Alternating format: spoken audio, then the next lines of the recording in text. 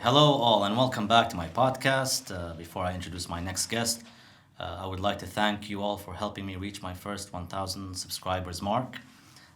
It drives me to continue providing these in-depth interviews with different personalities all over the world, whether it's in MMA or any other martial art, and possibly people outside of the martial arts industry in the future.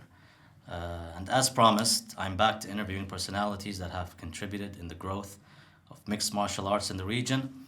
One of these personalities is a man who is considered to be a pioneer in mixed martial arts in the UAE and specifically in Dubai.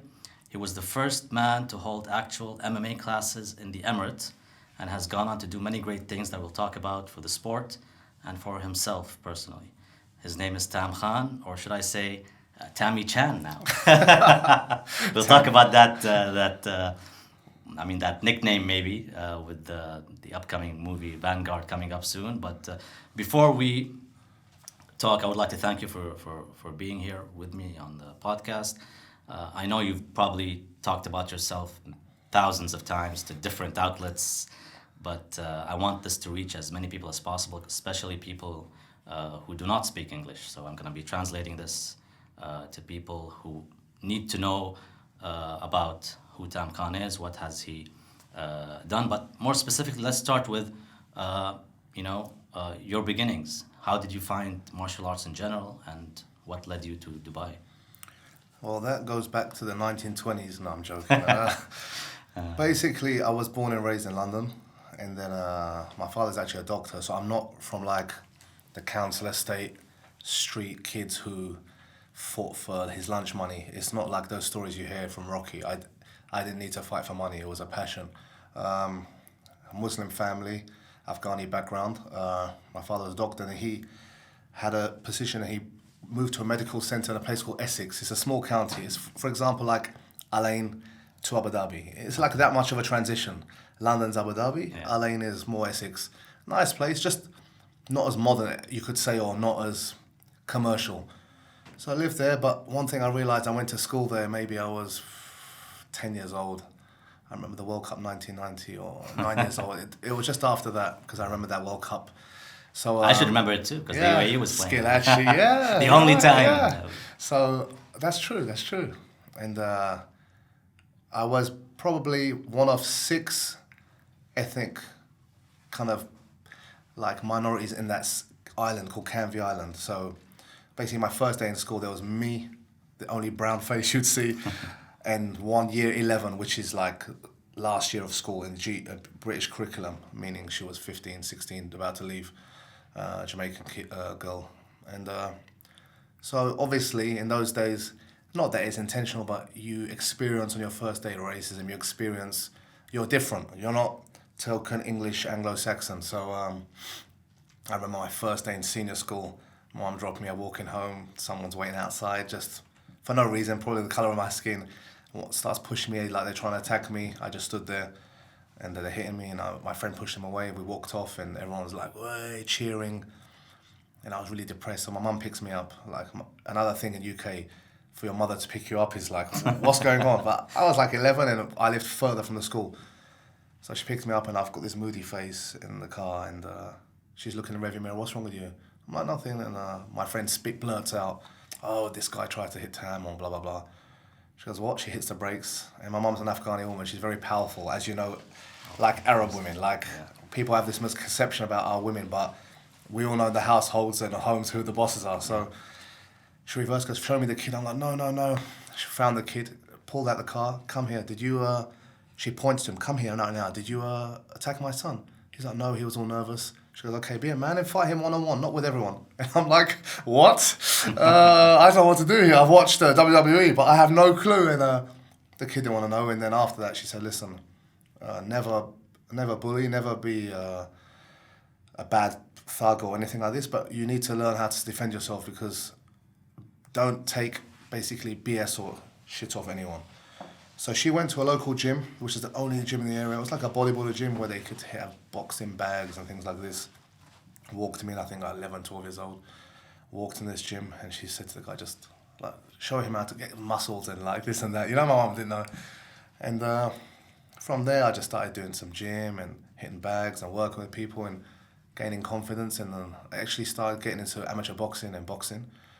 There was no MMA those days. I think it was just forming, but we wouldn't have heard of it. It was just, the UFC one was just about to come, I think a year later.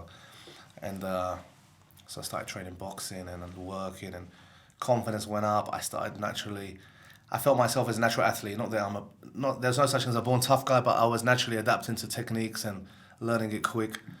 And with that confidence came, I was a bit of a naughty boy in school then. I'd start, if anyone kind of said something, I'll be the first to let them know, maybe punch one kid, and after that you get the respect, and from there confidence came, and then I had my friends, and after I didn't experience anything, to be honest, and I was growing as a kid genetically, and started pursuing more fights, and then had a love. Mike Tyson was my idol in those days. Even my family, my mother, my father, my brother, my sister even, would wait till 6 a.m, 7 a.m. in UK just to watch Tyson fight.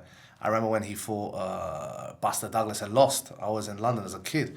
No, why? Then he beat Frank Bruno. I remember these as a kid 'cause my dad used to make me watch it. He was like an icon. It was like from probably Muhammad Ali to Mike Tyson, every household watched him. And so everyone wanted to be Mike Tyson. Boxing, then Prince Naseem Hamed came, who was a Muslim. So you could relate to him because Mike Tyson also later on came. But when Prince Naseem came, he was quite vocal about it. So all the young Muslim kids Naseem is one of us, and we'd all watch him, and he'd be winning and knocking people out. So you felt, wow, we have someone, There was no real role models in the martial arts game.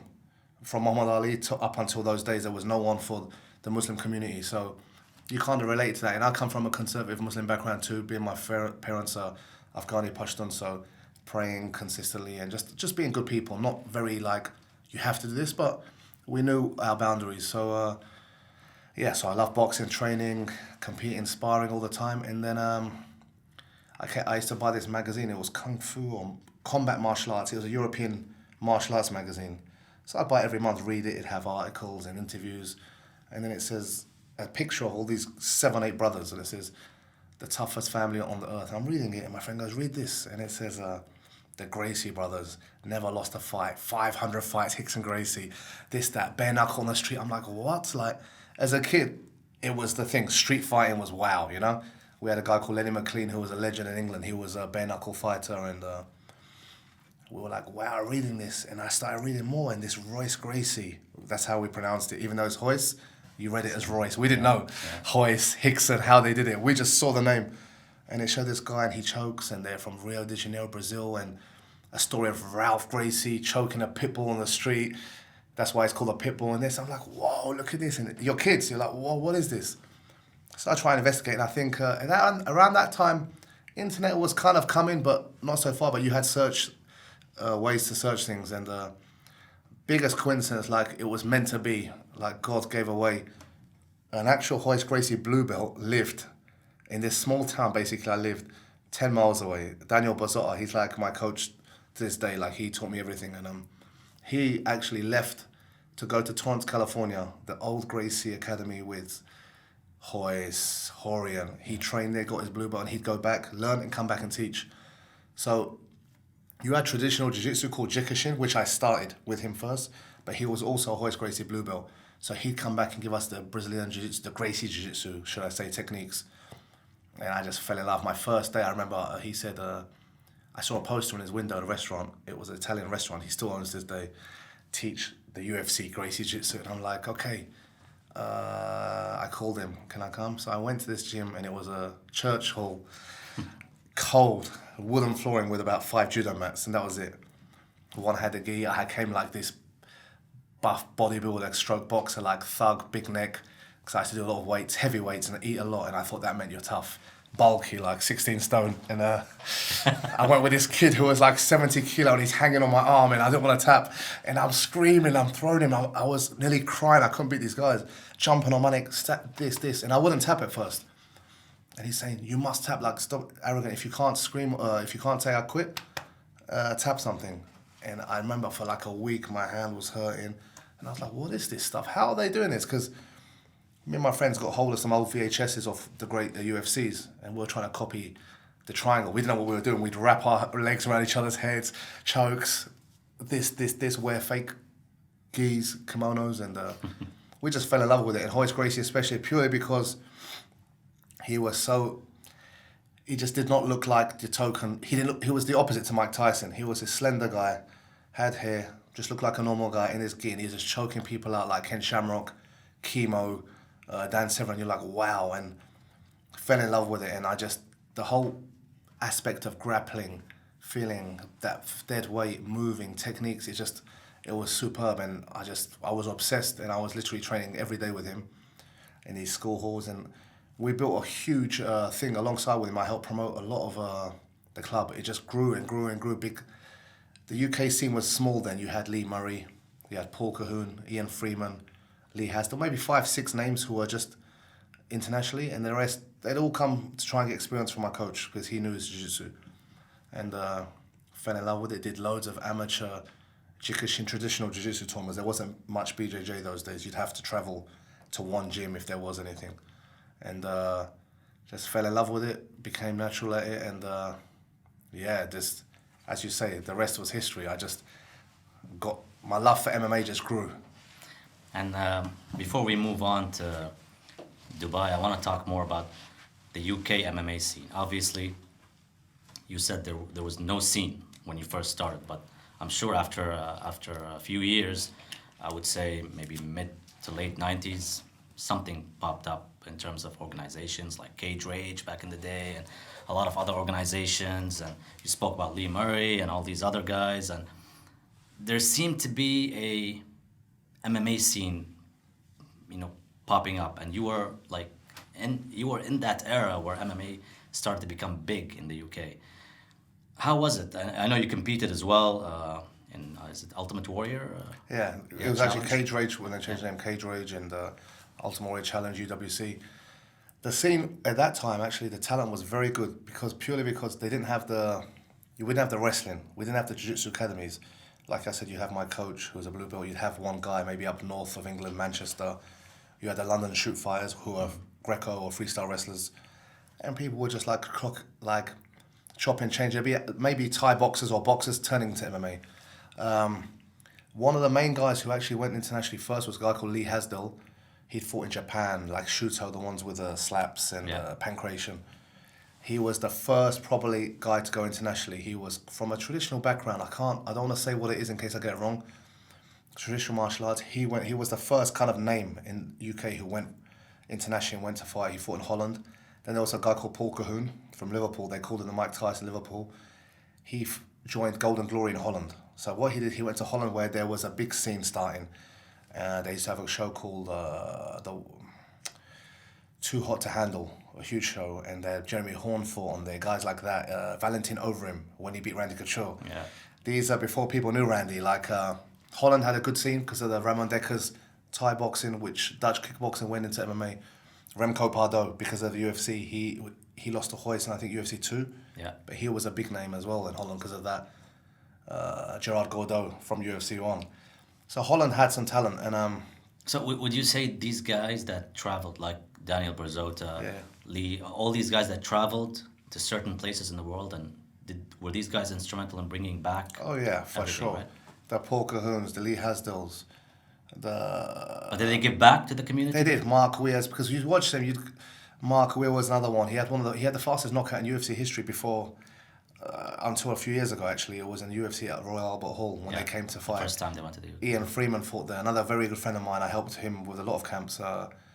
Who beat Frank Mir in the UK, and their talent was tremendous considering what they came through. But like Ian Freeman would have to travel to Lionsden or Militich camp. Lee Murray trained with the Pat Militich those days because you had to travel to get the training. And Paul Cahoon was in Golden Glory. He fought in Japan, Bushido tournaments. So these guys were paving the way, and they were ahead of their time in a way because this was no social media then. The UK recognised it as barbaric, so you didn't get the support. There was no wrestling academies. You had to chase the press. You wouldn't get press. It would be the odd martial arts magazine.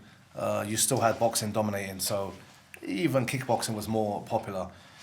But they were very instrumental in, and I remember those days, like it was that kind I was only maybe a couple of years out from that start. Probably one of the first Muslim, I'd say, mixed martial arts fighters, for sure the first Asian.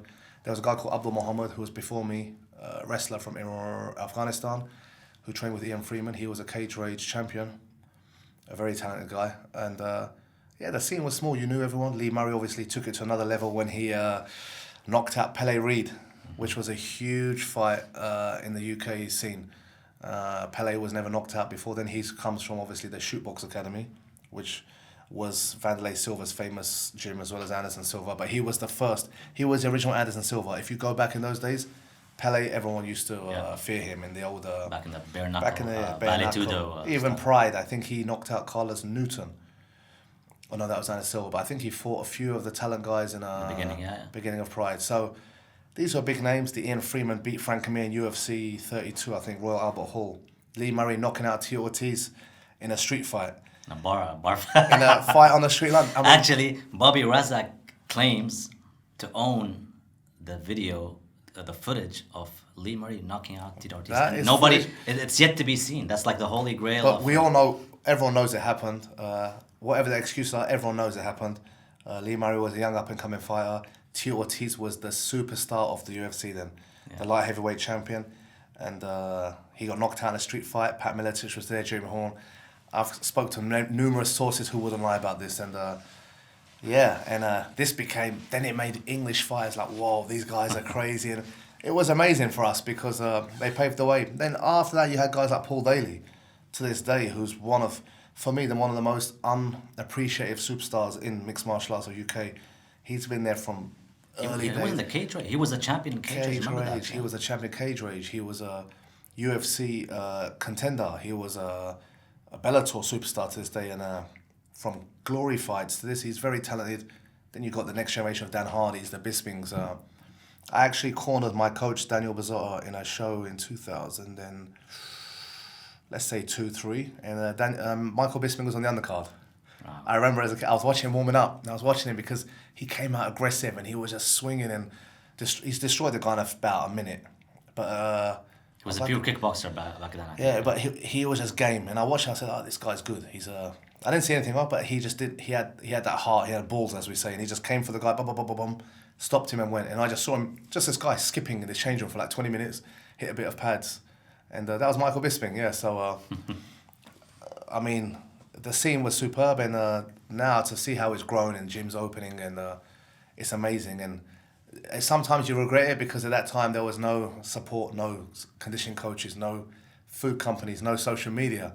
It was like you literally turn up to a show and you'd be fighting a guy 10 kilo heavier or opponent on the day. You couldn't see tapes. You're fighting this guy. Yeah. And no regulation, obviously, right? No regulations, really. You had a few shows here and there, but no regulations. It'll be just a few fake coach judges, like the promoter's friends will be judges. You'd be at the weigh-in, there'd be a fat guy with a cigarette going, yeah, you're right, mate, go on there. Like, smoke in your face. Like, I remember I fought in a place called Circus Tavern. I think it was in Essex. It's like a strip club at night, and it was a MMA show in the day. So you can understand the scene. And they're all bars and these kind of places. Literally, you fought for free. Like, I remember I lost my tickets. You'd get tickets to sell, and they give you a percentage and things like this. And that's crazy you say that. You know why? Because a lot of people make fun of some of the guys that started MMA here, and we can talk about that later, about some guys, like the guys from Desert Force, they made fun of them for giving fighters tickets to sell. They're like, how amateurish can it be? But that happened in the UK. Like that happened, I'm sure, in America. That was a big thing. And I was very popular in my hometown, so I'd sell loads of tickets. And one time, my friend, I said, take care of the tickets because I'm going to prepare for the fight and I don't want the stress in the change room. Because you get phone calls to the last minute, you're with your phone. Yeah, okay, I'll get you a ticket, go to the door. This is how we used to prepare. It was so amateurish. And my friend lost them. So I didn't get paid. I had to pay back. So basically, I paid a promoter to fight. Wow. Was that the first fight? Or one of the first four. Then you put petrol in your car. So I'm thinking, I'm driving home annoyed with a bruise on my head. And I'm thinking, what am I doing this for? Like, what was this purpose of this? Like, but when you look back, it's fun. It's experiences these kids don't see. Some kids, I feel, get overpaid for like not going through the runs we did. Like the scene was just tough, and a really funny story. Not many know, but a guy from that scene. I was called to a show in the same Circus Tavern. I'm not sure what the show was called. I remember the name, and I was supposed to fight a guy called Ross Pontin, who was in the Ultimate Fighter show. He was a champ. He beat Francis Carmon, who was in the UFC too, for the title. Stopped him with a ground and pound strike. So I was challenging him for the light heavyweight title. fight was ready, and Ross Ponting, I think, got a contract to America. Something happened, he couldn't fight. I think he was going to go to Yalmouth, or something was going on in those days, or another show. So they replaced my opponent for like a week notice. They go, yeah, you're fighting a Brazilian jiu-jitsu guy, just a blue belt. I'm like, okay, he's from Brazil, okay. What belt is he? Just be sure he's blue, he's blue. So I'm like, okay, well, punch, move. That was a strategy. Clinch, bomb, move. Chuck Liddell style. But he wasn't that famous then, we were just figuring out a system. Then I get a picture, they send me a picture, he was training at the Wolf's Lair gym. And I'm looking, that guy looks quite big. He's standing next to Mario Sakata and Bisping, he looks huge. So we're like, it can't be that big. So we couldn't check nothing on the internet, couldn't find anything. We go to the weigh-in, or conference, or is a weigh-in, and everyone turns like this. You basically have one change room. We're all sitting there. All the fighters are in one big change room, in corners. You share sides. It's like that. And I'm laying there, and my coach goes, "Look over there. What the fuck is that?" It looked like Frankenstein. It was Junior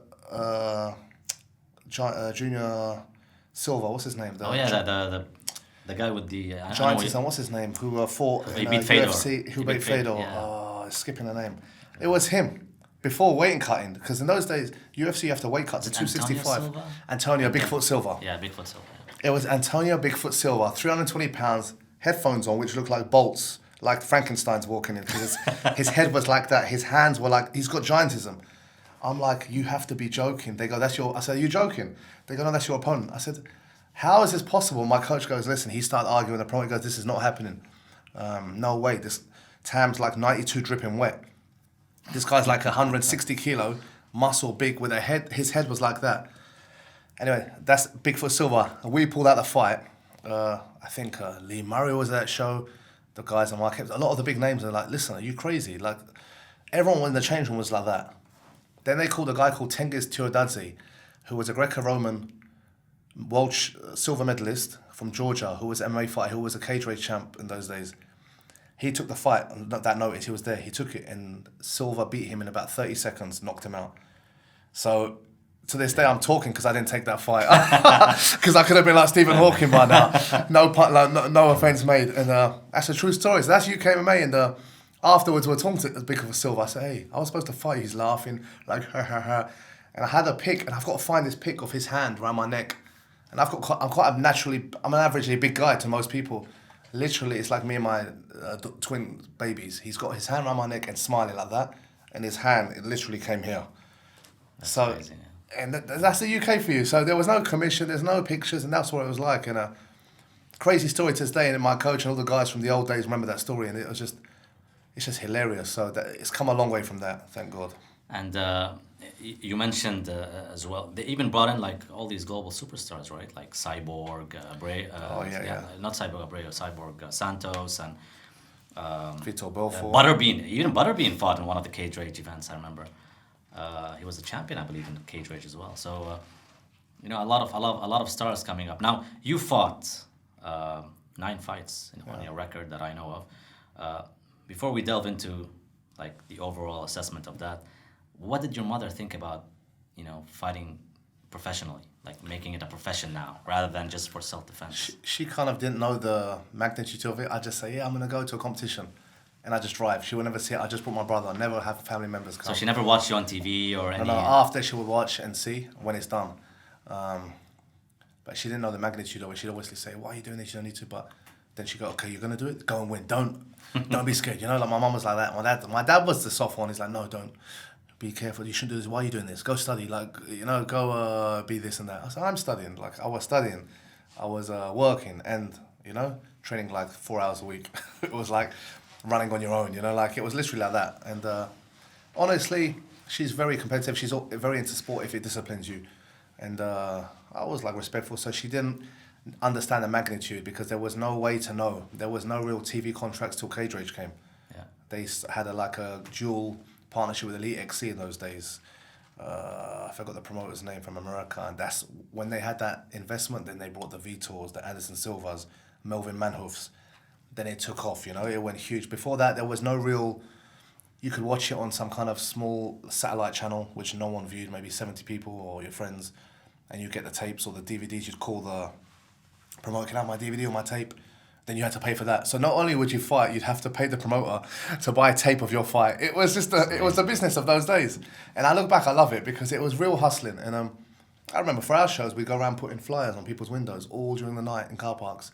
Show tomorrow night, running around, sticking on lampposts and running before the council or police came because there's a fine. So it was like that at the beginning. At least it was, those kind of flyers. Nothing. Yeah. At least it wasn't the ones you see in Al Basha sometimes. Or TCOM. Or TCOM with 600 cards there. Yeah. And are you satisfied with those 9 fights? I'm guessing you're retired now. Not. Technically on paper, I get calls. I got a call from a big promotion the other last year, and again he called me the other day. Said, "Look, UK, we're coming UK in September, October. Please, you know the question is, will you do it?" And I said to him this time, "Let me see. I'm started training again. Let me see how I feel in Ramadan, and I'll let you know." I really want to do 1 or 2 just for myself because I believe from not fighting and coaching, I look back and think, what was I doing? I was one of those guys, I've trained with so many of the best, and they all said to me, "Why didn't you perform in the cage like you did in the gym?" I just hate the pressure, as in, I was never scared of a guy, I've never been, but people watching my brother, like, I'd walk to a ring, I'm walking to a cage going, "You alright?" Like, I'm not even looking at the announcer, I'm just looking at friends in the thing. No tunnel vision, no psychological aspect of mine was always not good. And to be fair though, 9 fights, none of them went to decision. I'll come to go action, but sometimes I won't prepare. I was stupid. I'll be honest. My coach would call me. I said, "Yeah, I'll fight." It was like literally, I'd train for a week, and even then, I'd cut the weight dramatically just to fight, and I wouldn't train cardio. But through coaching and being around people like Gokhan Saki, Khalid, Arab, Alistair, like all these superstar legends and tough fighters, I've such knowledge now when I'm coaching the younger guys, and I test myself with some guys, and I still say, "Hey, wait, like." Not that I'm not impressed, but the young generation, I think I can still kick most of you guys' asses. Like, I watch it, I believe, like, too many people are running before they can walk, when we went through the basics, the foundations, and that matters a lot. Now, obviously, age comes in, and conditioning and rust. Age does play a factor to ability, but I'd love to do 1 or 2 more. I was thinking, here for sure in Dubai, I'd love to do a show because on my own, and 1 more in Europe, but at that time, I didn't understand the sport, how disciplined you needed to be, and I wish I did. But again, that's part of the game. I don't regret it because it came at a time no one knew. It would probably be like when we started MMA in this region, like how if you look at the fights from the first DFCs and ADFCs to now, the talents like this. If you look then, I always joke with Yahya, people like him. I say, if I saw your first fight, some of the techniques you were doing, I was like, "What are you doing?" Or some of the guys from Lebanon. But now you look at them, now people understand and they get the opportunity to train different gyms, travel the world, watch instructionals. I mean, internet, you can do anything. You never had this. Literally, so... And it's not shameful to learn from YouTube. John Jones, once upon a time, admitted that he learned from YouTube. You need a coach, but it's not shameful to see and say, "Look, let me see another set. Well, that's good, I saw this." Or they're so by the book, you can sit, watch it and go, "I'm going to try this out tonight." Or for sure, like, you need that, but it's very important you have a good unit, a good team, I have one coach who had to do everything, unfortunately. If we had, like he has now, conditioning coaches,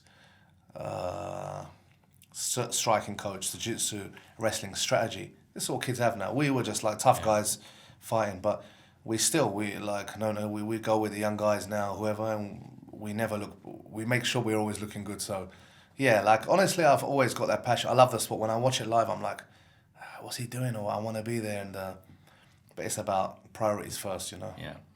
The question is, why Dubai? A lot of people would have chosen a place where they could have cultivated, MMA to a bigger population, like Saudi Arabia or any other country in the Arab world with a big population, like Egypt, for instance. Why Dubai? What made you choose Dubai? Firstly, I mean, let me just get this on record. Dubai is the greatest city on earth, right? And if I say it's true, number one, I'm telling you. I came to Dubai many times on holiday from 2004, then 2005, and then 2006, and I just fell in love with the place. It was like, in the media in the UK in those days, it was like, there's a new place called Dubai, it's booming. I remember the media, go there, they've got, there's a safari, they have, I think in those days... Arabian Nights style. The 7-star hotel just opened, yeah. It's like the West meets the Middle East and blah, blah, blah. So I just thought, let's go on a holiday house with some friends. Let's go check this Dubai out rather than go into the Spain and the typical Europe cheap Ryanair holidays. So we went, like, wow, what's this place? And everything's halal, and like, you know, you're almost thinking, wow, everything you can eat, and the food was, it's like America. It's like, in UK, basically, you get a small glass, no refills, you pay again. We went to these restaurants, big glasses like that, refills. The McDonald's were bigger. We're like, what's going on here? Like, we're not used to it in England, you know? Like, I said, what is this place? And the vibe, and it was just, the weather was crazy, the beaches, and I just fell in love. And I was, at that time, competing, I had a fight, and I came on holiday first. So I was going on the internet checking, where can I train, like, while I'm on holiday, just to keep a bit active. And I couldn't find anywhere, like, for MMA. I'd find a taekwondo spot, or just a pure boxing. There was one in Al Khos called Top Sports. And this, or maybe a Muay Thai classes in Royal Meridian, some guys to hire, something like this it was. And I was like, this is weird. Dubai's like, boom, they've got no MMA, and it wasn't really on TV then. I don't think OSN took it at that time yet. It wasn't. So, because I missed a show, I think there was an event, and I had to go in Sherdog to check the results. And so I went back to UK, and I was working in some telecoms company, like selling mobile phones and sales. And I'm sitting there at lunch on this park bench in this car park of Tesco's. Tesco's is like Carrefour.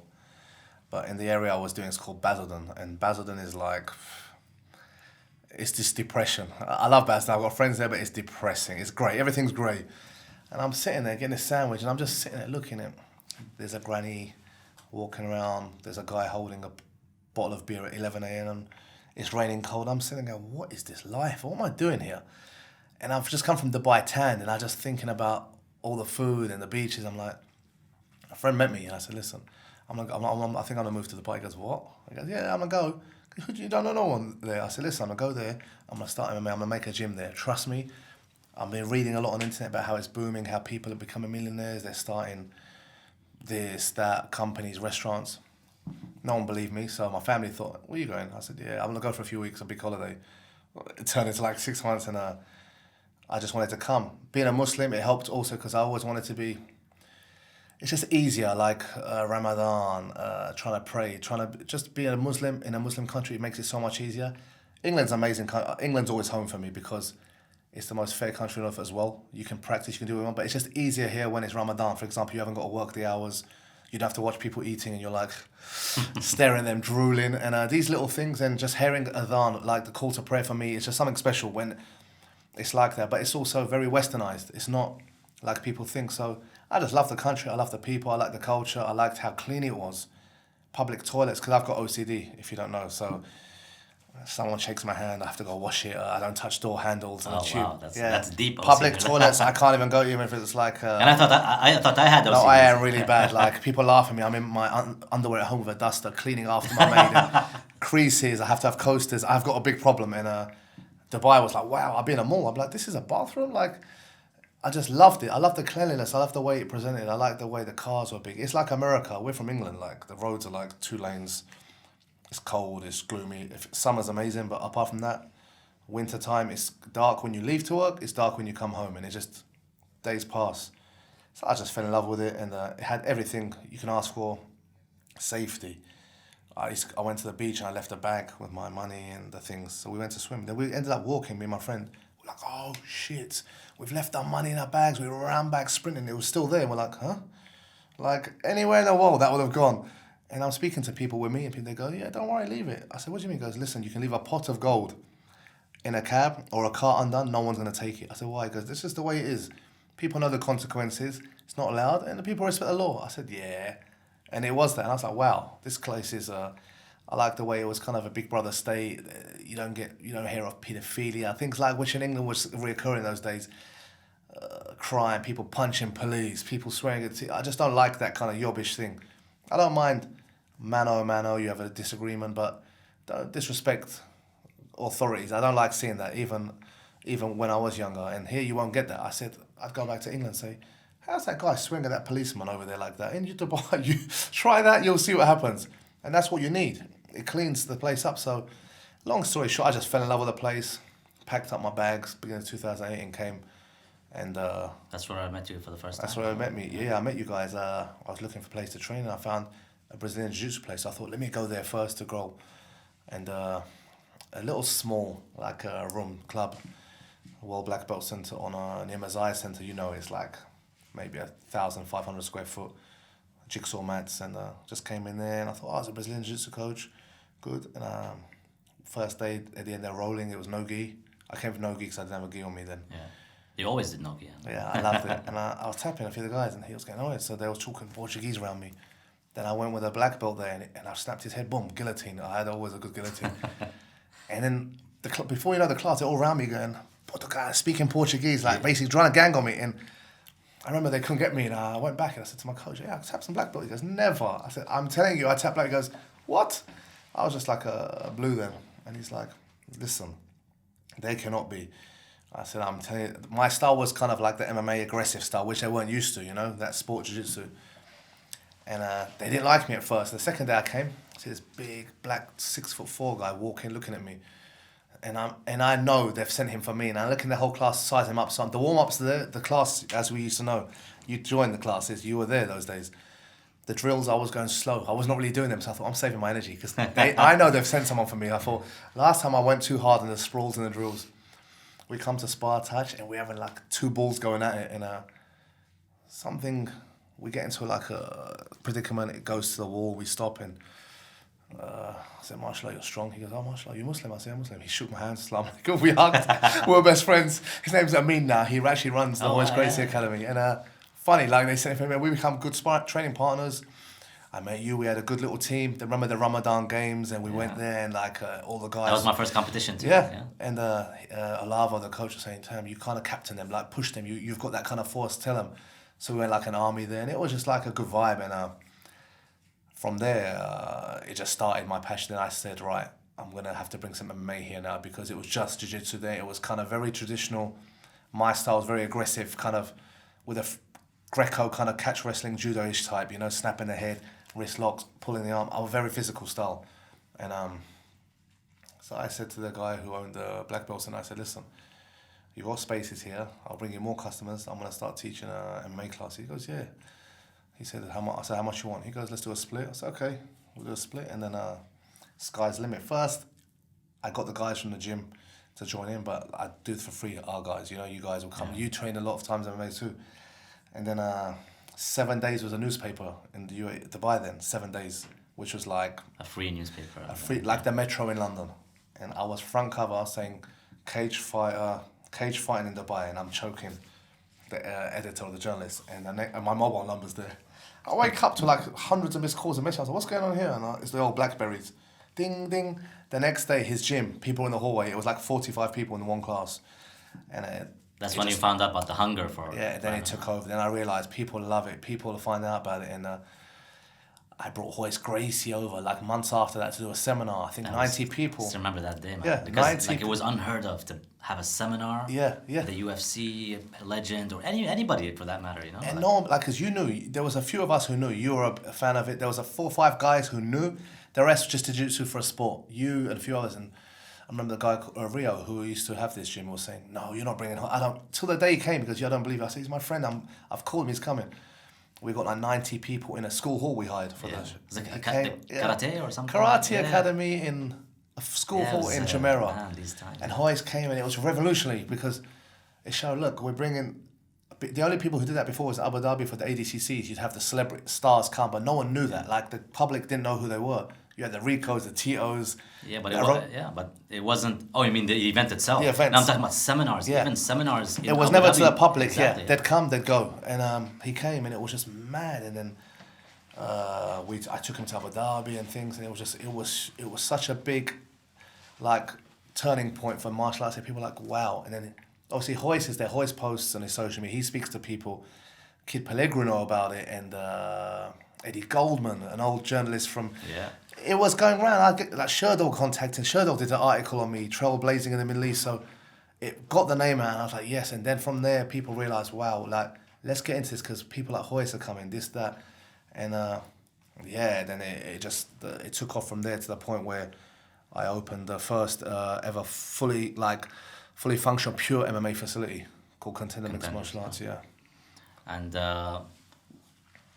what were the early challenges teaching MMA? Because you know, back in the day, people probably came to you and like, hey, I want to learn UFC or I want to learn MMA. You know, like, how was it compared to now? You know, you still get the same. It's like, I want to be like Bruce Lee. I want a six pack.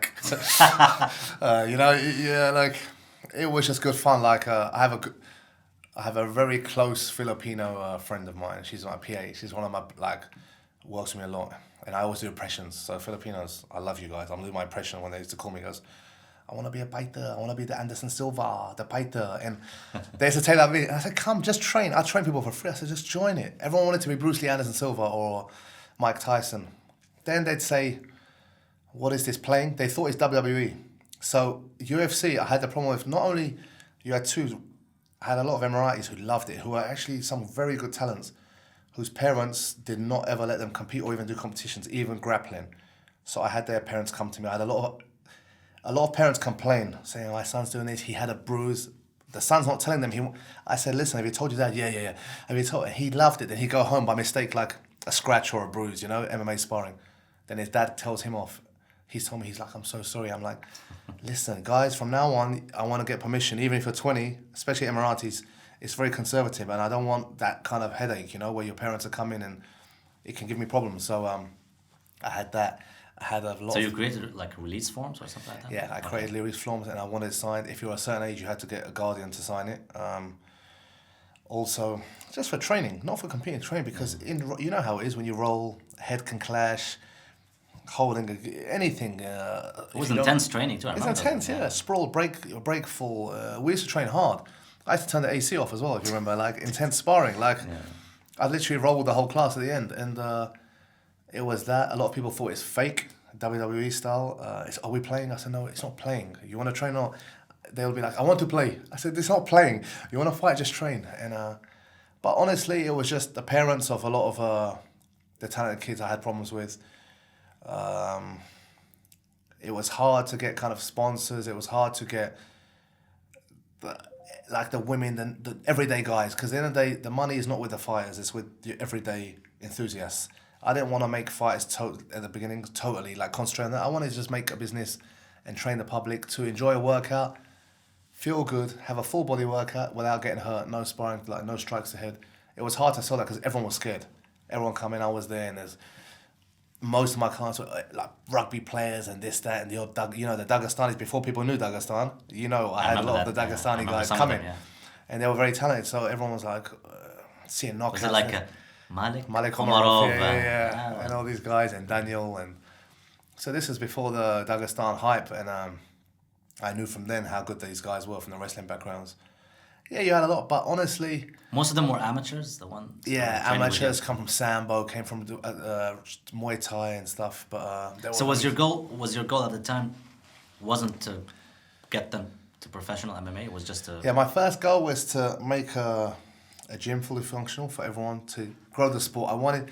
The more I used to like write articles and speak to the national and the Gulf News and the media, and just say, look, this is good workout, self-defense. Confidence. That's what I was pushing. It's a fitness workout basically, and it'll increase your confidence. What's the difference? People love boxing, but they didn't love MMA. And I was trying to explain it's safer. There's more ways to do things. It's self-defense. You'll feel better, and it's a full body workout. You'll experience. I tried to push that. That was one of my goals. Then obviously I also always wanted to make an Emirati champion. I always wanted to get the first Emirati fighter professional because it's easy getting guys from Dagestan or Russia or London who have got backgrounds and molding them. Like. If someone to say, like for example, Floyd Mayweather or GSP came to me, I haven't made them. I'm just going to say, okay, you can do this, that, try and advise. I don't need to. They're that good.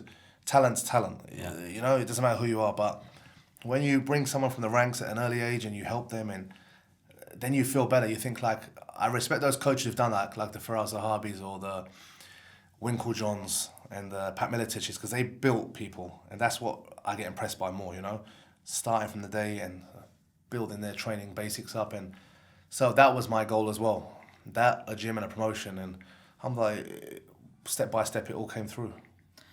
Then you started moving into promoting events. You started Dubai Fighting Championship, the first locally based event in the Emirate of Dubai. I think you came in around the same time as Abu Dhabi Fighting Championship, like right after UFC Yeah.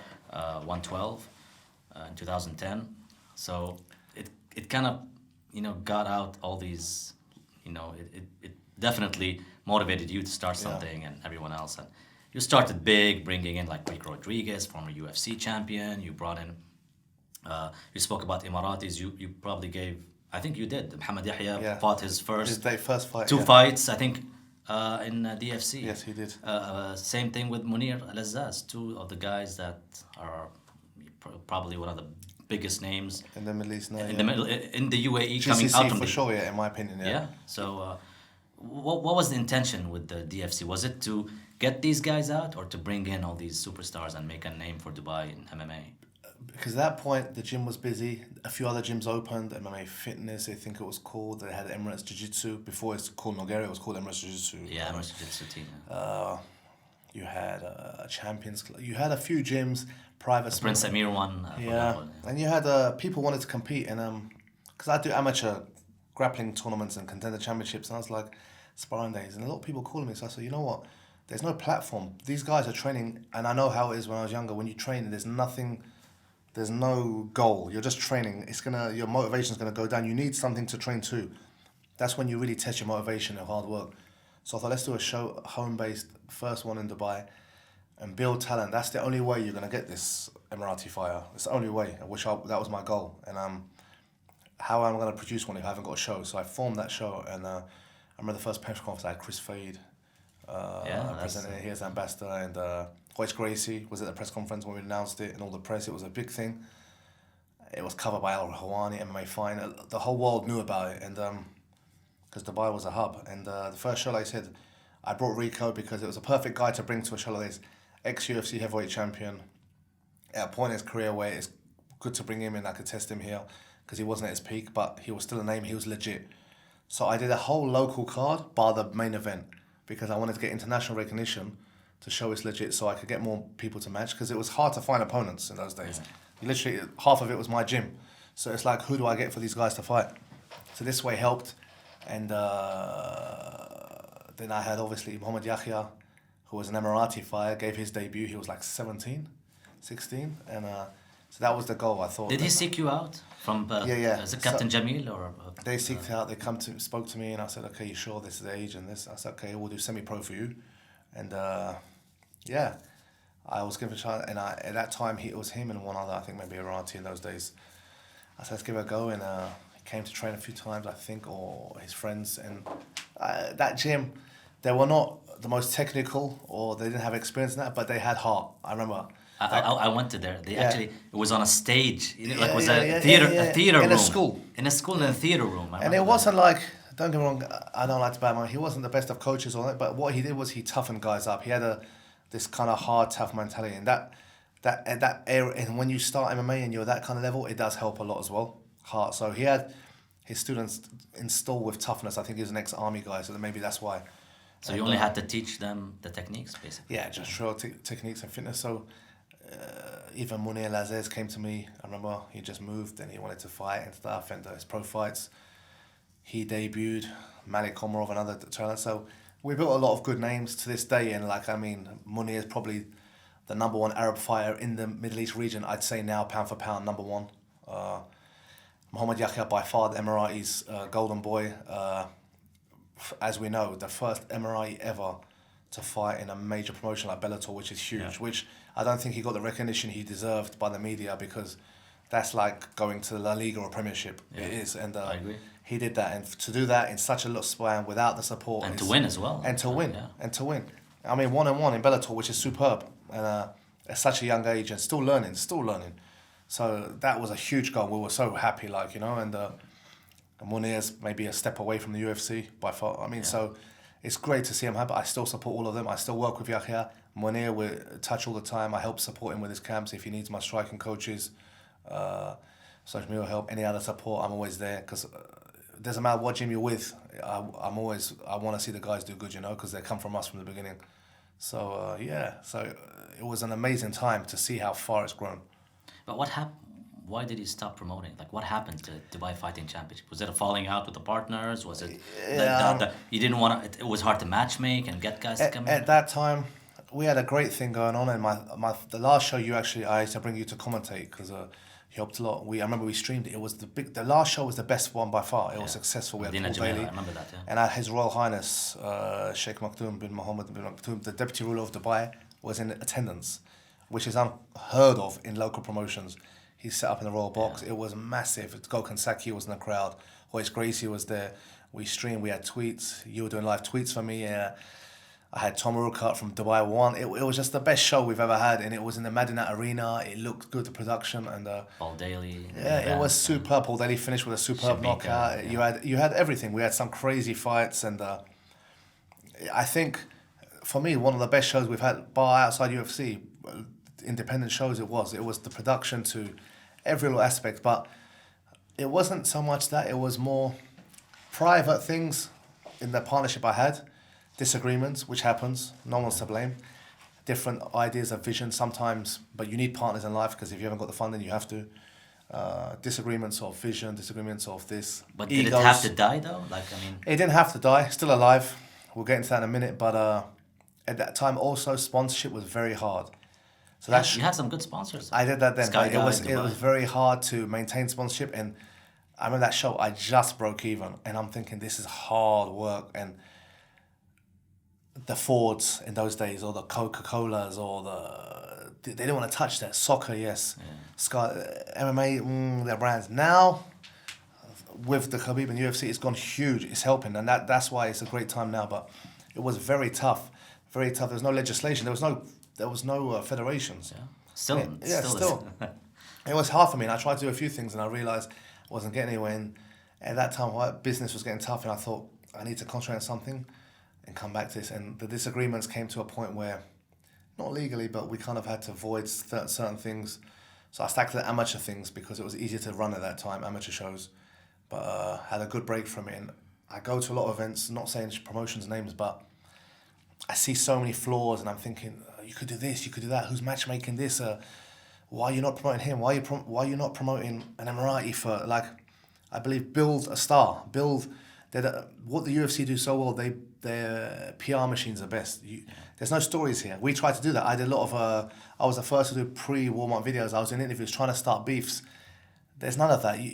The fans will only relate to someone they've got a story to tell. They don't care on the day, put your flag up or let's support him for the reason. No, they want to relate to that person, and that aspect of it was missing. And I think right now, because I'm at the point where I'm established now with certain things, I can have that breathing time to really put it all in there, and I've got the network and connections I need to make something big. So yeah, it was just a mixture of many things, but private politics I can't get into due to certain reasons, or I don't want to defame any person's name and things. I'm not like that. We all made mistakes. We had egos in those days.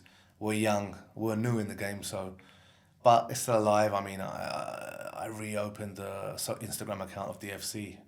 So you're still on the trademark? Yeah, I have all. Yeah, and people are like, oh, dear, and people message me. Such a good name too. It was superb. Yeah. And for me, the highlight was when you have His Highness turn up and Sheikh live there. It's just a great feeling, and finish like that. And Paul Daly, I remember, looked up and bowed as respect. It was just fitting, I told Paul Daly, listen, Sheikh's gonna be a ruler, please, Paul, no. Josh Koscheck, please, do your thing, behave, kill someone, but please, this Dubai, and guys, don't worry, it's all good. And looked at, and it was just a crazy event, and I still to this day when I look at other shows, I think nothing topped that for me, in my opinion, and it's got to come back because for me it was never about money or anything, it was passion, and when you've got a passion for something, that's when you put on the best shows.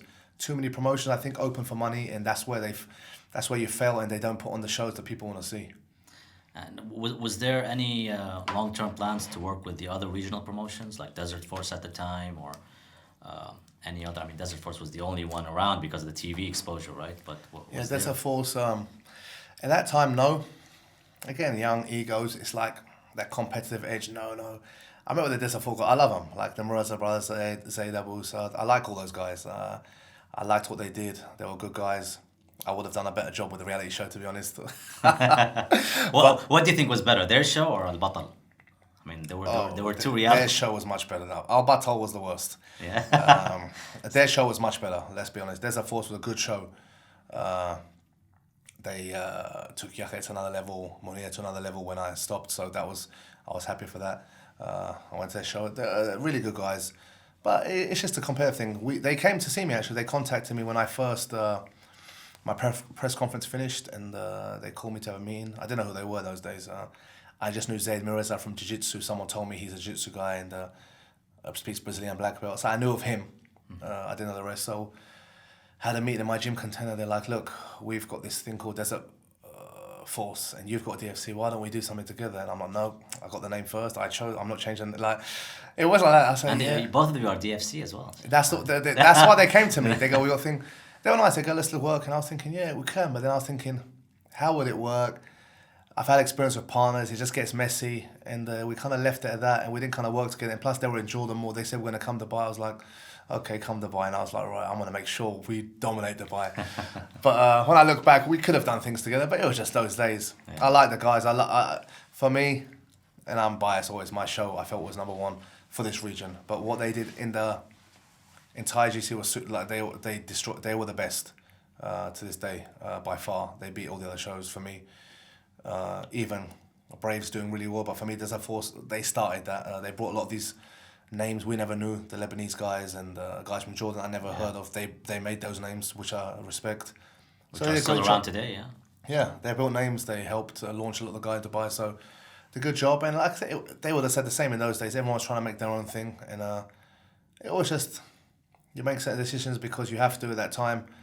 It's competitiveness, I guess. Yeah, it's competitiveness and too many cooks in a broth. You know, like it's the old saying. Sometimes, if you've got too many chefs there, the recipe's going to go wrong. Everyone's got their opinion. Who would have been the leader? I'm a very dominant kind of guy. I'm a very alpha male. Who would have been the man, the spokesman? Who would have been the face? Who would have been... It would have come to that, and how would you have done it? But they did a great job. We could have worked together. We spoke, but nothing went from there, and I just got busy with businesses and gyms, and they tend to turn to that. They got the NBC deal, which was huge. We had Fox, FX, and things like that. So it was good at the time, but it was unfortunate to see them fold because I actually enjoyed some of their things, you know. You mentioned something about you getting into amateur fight nights at your gym and trying to get these fighters to test MMA before they go into the deep end, you know. Do you really want to be a fighter type of thing, you know, get into MMA? So my question is, and do you feel that mixed martial artists should, you know, start within the amateur system before they go into professional MMA, like what they're doing with the IMMAF now events, World Championship, European, Continental Championships, or because in your event you use a lot of amateur fights, you put them in amateur, semi-pro fights. Yeah. Same thing with Desert Force. A lot of Desert Force fights I found out that were not counted as professional fights somehow. Don't ask me, but there seems to be you know, because I've seen records of some guys. I'm like, this guy lost in Desert Force. How is he? You know what I mean? The real reason behind that, and the Mirza brothers probably agree with me, and they'll be honest. They're honest guys like me. Half the time, you just don't want to pay the guys. It saves money, so you make it semi-pro. And I'll be an honest promoter to say that that's what I've done before. Okay. And they would have done it. So if they don't agree with me, they're going to be lying. So don't lie, guys. We've all done it. Yeah. It's easy on the shows because they'll tell you when you've got a small budget and you have to do so much and miscellaneous cost and a federation cost and then this, then insurance and hotel rooms, and it's hard. It is hard when it's not supportive like it can be. So you tend to think, okay, let's try and cut costs in a certain way. So that's what the real reason be started. But then obviously they did the same. I got more into amateur semi-pro because the levels were getting, you'd get a certain level here, for example, like a Munir, then you get another guy here. And I don't want to be putting a show on TV. But you put Munir right into the pro mix, right? Like he started. Yeah, Munir had an amateur background from Canada. He was training with the top coaches there, and his level I could see in sparring. He wanted to make his pro debut, and I made it for him. He was from an amateur background. He already had a lot of fights, but when I started, there was no amateur. I just went to pro, pure pro, no rules basically, just with MMA gloves. So there was no amateur. Now MMA is such a world-class sport. It's not like those days. Like boxing, you cannot run before you can walk. You have to step your way. And I like the amateur system where you have to earn your stripes get your experience, wins, losses, feel everything, fight wrestlers, fight strikers, and then slowly when you're ready, go to pros, because there's a big leap from both. There's a huge leap. And especially for people in the region here, of course, you know? in those days it was so new that everyone was kind of similar. That's why you didn't really have to have an amateur, but now you do. Like for example, I have a gym, and you have the young kids coming at 15, 16. They're very talented, but they're still amateurs. They're still young kids, and they haven't got the confidence to come under the lights, and they're like this, and to feel how it feels to get hit with 3 ounces or 4 ounce gloves and an elbow or taken down and slammed. So you got to do it slowly and small, smoky show. They call it smoker shows in the States. We call them amateur shows here, where they've got the friends watching or sparring sessions hard. Get the experience, because there's so much talent, but if you play with it wrong and you rush someone, you might not see that talent. You have to. Confidence is key. Confidence and mental state is at 90%. They could be so good, but if they walk in there not knowing what to expect, or they've not took that first punch well, that can ruin their whole career. If they start a professional and lose bad, their first fight, you might never see them again. Yeah. So you need to build them slowly and get that confidence, and that's what we did. And that's why Yahya's like he is.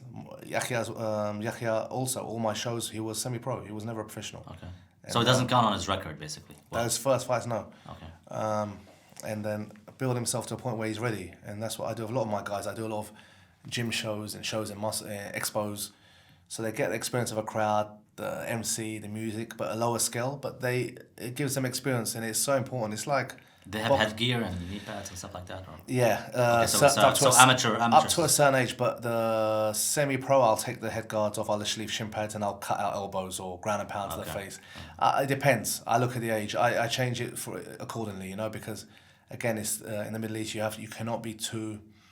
You can't copy the blueprint of the West too easily, because the young kids here is different. The culture's different. You don't want to have a incident where a kid's been really concussed. Yeah, it's a different kind of world. So and you just remove them out of the equation. Yeah, so I play with it accordingly, and I'm very hands-on. So far we've like 12, 15 good amateur shows in the last couple of years, which have been really smooth, no incidents, and very well matched. So like boxing, MMA is like boxing, it's growing. So you need to have that system, amateur, like football. Play the Sunday league football team, the amateurs, then you go to the high professional leagues, like I know college football, then professional. Same thing, MMA has to have a system, and you have to build that experience, because if you don't, it can be really detrimental in many aspects. So unless you're an established martial artist in a discipline, like let's say a black belt in jiu-jitsu, I mean, you have to do amateur ranks first. Even if a black belt's a jiu-jitsu, but so Rodolfo Vieira going to the professional MMA right away, you know what I mean? That level of jiu-jitsu, like Rodolfo Vieira, he's super. He's not just a black belt. There's black belts and there's black belts, you know. So these guys, you couldn't put him in amateur, because he's gonna just choke you standing, you know, like a Hodger Gracie. You couldn't put in amateur, but guys who have like purple belts, brown belts, guys who have boxed a lot of time, you have to step them slowly, because it takes a bit of a transition. Yeah, like the Brock Lesnar's, the Olympic wrestlers, or a world champion like Terence Crawford's talking about UFC now. You have to put him in UFC. These guys are elite. They're worth a lot of money too. So. And they're elite. When you're an elite boxer like that, his eye coordination, you can't put him in an amateur. Who's he going to fight?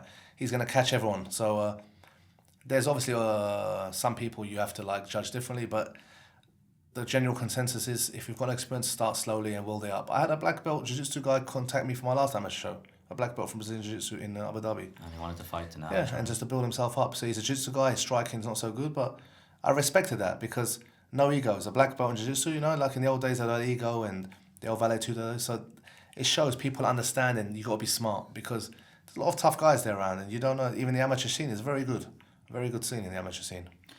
So basically for this region, amateur is a must, but does not having a regulator or a federation, does that hurt? Does that hurt you as a promoter or as a... It makes it harder. It'd be easier if we had a federation who could supply certain judges, referees, so it's easier. So they go to maybe a commission, not necessarily. A commission for weights, because the discipline here is hard to come. You get guys in the weight, they don't weigh in, they'll just come in overweight, and they think you're going to let them fight, and they argue, and then the dad comes and family. It's just... it's crazy, some of the things I've seen here, you know? And I'm very strict with this, but a federation where it's kind of the contractors come under a certain commission, where drug testing can come in, because there's no, you know, we know. And it just makes it safer for the kids, because these young kids, they're on Instagram, they're seeing all these Romeros and their Paulo Costas, they want to look like that. And unfortunately, I have a gym and I see what's going on. Steroids is a big issue in the world, and especially in this region. People want to think these things will help, and they're taking it at an early age, and it's dangerous. And they're taking these supplements. And like these things weren't around when we were younger, like Jack 3D and this, that, and God knows. And when you do a professional show, and God, they could you don't know what can happen. There's no commission. I have to get my medical stuff myself. There's no certain insurance you can get, you know. So it's tough, but it's very slowly. I think it'll build with the UFC's plan in the Middle East. Abu Dhabi. That's very good for the region. With Khabib being kind of, in my opinion, not only a role model, but like the face of the Arab and Muslim world of MMA. I think things could change. You never know. Like, it'll have to, because for sure they've made this big plan to stay here. They really would want to see an Emirati in UFC. Why wouldn't you? You need a star. UK, you had the Bispings. Brazil, you had the Aldos. America, you have John Jones. China now, Zhang. You've got all these countries. India, they're searching for this wrestler who trains in Roystar. So you need an Arab star, and especially Abu Dhabi, you'd want to see an Emirati. So I think if they bring a featherweight, it'll be easier to find one with their legislation, with their support. Bring that similar to USADA kind of things here, and it'll just make it easier, because the worst thing what can happen in this region, any Tom, Dick and Harry makes his own show, gets his money, calls it Cage Championship UAE, and there's a silly death, or there's this guy who's on juice. I'm always paranoid about but this can very easily happen, because I've seen one show in was it Desert Force or something? It's not Desert Force problem. It was one of the coaches was not pulling his fire out. He was getting a pounding. I've seen. He didn't throw the towel in. Yeah, and things like this, and it's just like these kids are cutting weight. They don't know how to cut weight. I've experienced. I've done it myself. I've been in the game, but a lot of these coaches here are just from internet. Yeah. They don't know. They don't know what conditioning is, and it's dangerous. So I really even if you talk about referees, we don't have many. We have one Arab referee. That's it. After all these years, the referee, and as well, you need to bring these guys over who can do courses regularly, because I've seen decisions. I think I was in a show. I mean, Helmi's a good friend of mine. I think he does a great job considering he's new in the game. Helmi used to train with me, and we've got some amateur good, but because of experience, they don't get the opportunity to be sent by commissions. Like he should be sent maybe a funding to go to other shows in the international and get the training and see how with a high level, because you slip up, and the worst thing we want is something to go viral on the internet of something here, a mistake, because then it's over, you know? So that's why I'm always clever with how I match, who I do, what I put on there, because that's the worst thing you need. And God forbid a serious injury happens from dehydration, cutting weight in the liver and kidney. These can happen, so this is why the commission needs it, for the safety. I want to move into something else I enjoy, which is the WWE. Yep. You mentioned it briefly. You have a working relationship somewhat with the WWE. You had the training camps, or boot camp, NXT trials. Yeah, we did the trial back in the HM days. 2013, 14. Yeah, and it was like it wasn't even Middle East. Like India was right. Kenyan Seaman, who's the head of talent and recruitment of the W, was there. We had Sami Zayn coaching. I remember William Regal. Wasn't the authors of Pain, AOP, one of them. That's what one I'm saying. of them was from here, got him the trials. He was training me. He's a good friend. He's an ex-Bellator fighter. Albanian, right? Albanian, Dutch. And I said, got these trials. I called him and his brother. The two brothers, they look the same. They look like twins. It's Akam and Reza or something. Yeah, Reza Akam. And the other guy's Indian. And I said, listen, I know you got a career. I called my friend Mark. I said, bring them here now. Because I got WWE. They're laughing. I said, let me tell you, I've been watching this as a kid. He's 19, 20. He's an animal. He's like 140 kilo muscle, natural, head and neck like this. I said, he can be something that we're looking for. I said, just bring him to the trials. Trust me, because I'm looking at the guys who are coming for the auditions. No one's got it. Him and maybe my brother. And they said, okay. I said, listen, trust me, it can change your life. WWE, you don't understand. You know the Rockers, you know John Cena. They're like, yeah. So he come over. They loved him and he got his contract. And I literally got him that trial, and we speak to this day, and he's doing so good. I'm so proud. He's on Raw. He's AOP. He's with Seth Rollins now, that is massive. It's like the main event. Yeah, and I really believe, let him come into his own. He's the next Brock. If you let him get a bit more, he's more charismatic than his partner, in my opinion, much more. And once he breaks away, it was like the Rockers. You had Sean and Jannetty, and Sean kind of went, whoop. It'll be the same with him, like Brett and Anvil. Sky's the limit, and he's doing so well. He loves it. We speak regularly. I said, was he based in Dubai as well? Or? He was back and forth, more Holland, but he trained with us. He did camps in my gym all the time. We're close friends. His brother visits me sometimes here, and yeah, he's doing great. And I help them a lot with scouts. They talent when they bring their WWE superstars over here. They do activations in my gym. We've had Ryback, we've had Sasha Banks,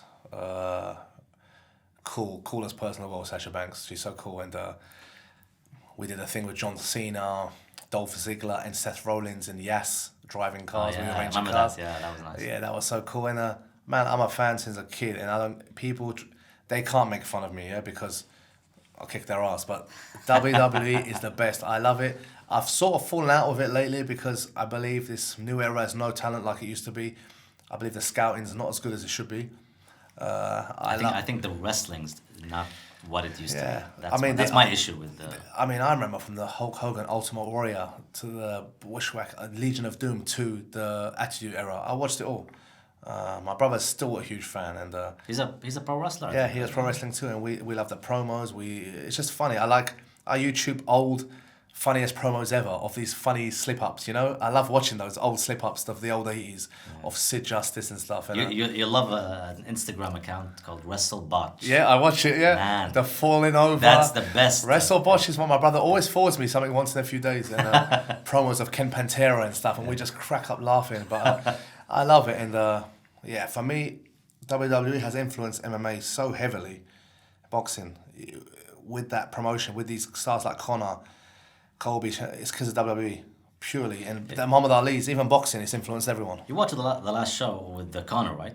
Yeah, there was a segment in there with the strut, the Vince McMahon. And they showed the Vince McMahon. But did they pay? Did he say it is the Vince strut? At the beginning, he said no. He said at the end, he said, "I stole it. Now it's mine." So I was like, okay. Now, because I was like, no, you didn't create it. And then I was like, okay, now. Vince McMahon is like, I remember Dana White had an interview. He said, he can never say anything bad about anything bad. The only guy I fear in business, I think, or something like that, was Vince McMahon. When it comes to this, he's a king. Like Vince McMahon, you know how shrewd he was. Like from the Montreal Screwjob. Yeah, I'm a huge WWE fan. I love it, and it's just awesome. And I'm gonna visit their headquarters in Florida, the training center. I want to see what that's like. And when I go to see States, I want to visit Jimmy Reza, WWE they call him, and yeah. I mean, are there any plans to do more NXT trials? Are you going to be involved with that? To be honest, the news is they're heading Saudi base now. They left the Dubai office finished. They're going to Saudi base. Relationship now, right? It's all moved to Saudi now, and they're going to do things there. And I think they might make a center there in the Middle East. Saudi's where everything's at now. Yeah. Boxing to wrestling. It's a shame because they were close to me, good friends. We always worked together. I had Sheamus come and train, and but I'm sure they'll do tours here at Comic Cons. They always pass someone by, and I've always got open arms. I give them whatever they want because I'm a huge fan as well. But I've also got the Money in the Bank briefcase in my house, gift from them, and I keep it on the shelf. And every kid who comes goes, "Oh my god, that's a real one." And I'm like, "Listen, I'm gonna cash this in soon. I haven't cashed it in. Just wait." But yeah, man, it's just it's gonna be more Saudi based now. But I'm sure they'll get in contact because I have access to a lot of athletes, talent, bodybuilders, people, and I'm a fan, so I know what they're looking for. Every time I sent someone to them, they were happy. Like I've sent there's some famous actors I've sent there, like Martin Ford, the big guy with tattoos, 6'7", who's in the movies with Boyka and stuff. And I got him trials. Chai Lewis Perry, I got him trials. Oh yeah, he wants to go in already. He wants to go into. I got him then. I said, listen, you're made for this more. Like I sent him to. We had a meeting with Triple H backstage in London. That was surreal. Sitting with Triple H talking backstage at the O2, just chatting. And so yeah, I had a good relationship and. If they ever need some help in the Middle East region, they're looking for the talent like this, and they always call me. I know what they're looking for. So yeah, my dream would be to work with them one day. Who knows? Never say never. Who right? knows? Yeah, who knows? You also, you've done a lot of things. You opened up gyms. You started the first MMA class. You moved into promotion. now you're an actor as well, or an aspiring actor. I don't know if it's a one-time thing or something that we're going to see more often, but talk to me about this opportunity that's coming up with Jackie Chan. So an agency contacted my gym and said, there's a Jackie Chan movie coming, and we need stuntmen like martial artists and things for extra scenes. So I've said to my PA, I said, send whoever, it's Jackie Chan, get the guys there, they'll get some money in. So we sent a few, then there was a role of a mercenary and a tough guy, and this casting agent goes, this TK who owns it, would he be interested in casting? I'm like, no, like, can't act. So my PA reception saying, just go, like, just try it out. I said, no. Then someone's story of my students, they're all in trials in the castings and laughing and then doing these things. I'm like, what are they doing? And I just enjoyed it. So we'll message again. And another friend of mine, a Chechen kid, he's playing an extra, like as a army guy in the movie. He said, look, there's a role, people are coming, they're sucking cum, it's just you. I said, what is it? He goes, it's a sociopath, womanizer, tough guy. I said, that's me in real life. And he laughed, and everyone laughed. They go, you're playing yourself. I'm like, okay. So I've drove to this studio in Al Cos, and I've looked in and it's busy and there's people doing castings, and I'm looking for the window like this, tint, and I'm like, no, I can't go in there. And I was talking to my friend. I said, bro, I'm outside. He goes, just go in there. I said, bro, I can't. Like, never done this. It's embarrassing. There's a camera watching. I don't know. So I've stood there for 10 minutes looking. Then I've got my car. I'm going to go. Then I'm like, fuck this. What am I, pussy? I'm just going to do it. What? Who cares? Essex, I'm not an actor. I've walked in again, signed this form. I said, I'm for the role of Martha. They go, okay. So I'm sitting waiting for my turn. And a guy goes before me. And it's still in two minds. And they give lines. You've got to say this lines. I look at the camera and just do this role. Act for 1 minute or two.